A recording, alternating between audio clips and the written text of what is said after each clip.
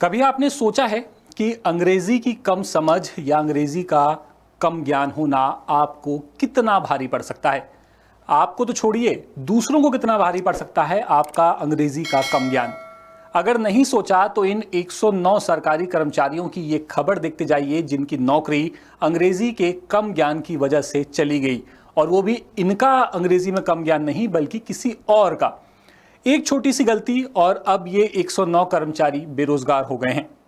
दरअसल मामला राजस्थान के डूंगरपुर जिले का है। यहाँ क्लर्क की एक छोटी सी भूल और अंग्रेजी भाषा की कम समझ ने 109 सरकारी कर्मचारियों को बेरोजगार कर दिया।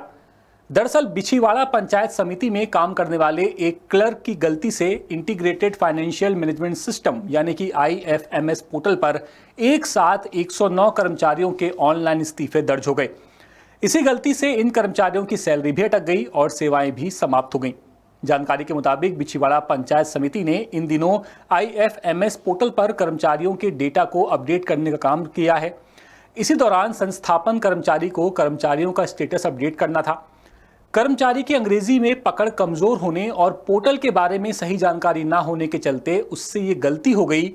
डाटा फीडिंग के वक्त कर्मचारी ने एम्प्लॉय स्टेटस में कॉलम में सही विकल्प चुनने के बजाय गलती से रेजिग्नेशन का ऑप्शन चुन लिया।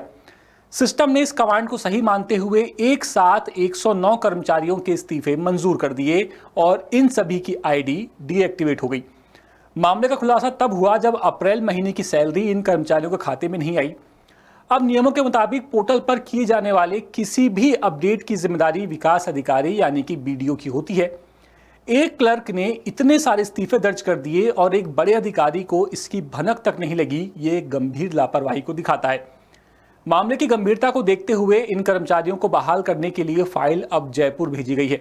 दावा है कि जल्द ही इन कर्मचारियों की आईडी एक्टिवेट हो जाएगी, लेकिन दोषी पर कार्रवाई की बात भी की जा रही है और कार्रवाई होगी या नहीं ये अपने आप में एक बड़ा सवाल है। और इस पूरे घटनाक्रम ने एक सवाल ये भी खड़ा कर दिया है कि क्या जिस सरकारी कर्मचारी की ज्वाइनिंग होती है उसे बेसिक अंग्रेजी भाषा का ज्ञान होना चाहिए या नहीं।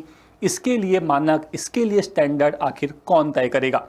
फिलहाल आपके इस पूरे मामले पर राय क्या है, आप हमें कमेंट करके बता सकते हैं। और अपडेट्स के लिए आप बने रहिए द सूत्र के साथ और द सूत्र को सब्सक्राइब करना बिल्कुल मत भूलिएगा।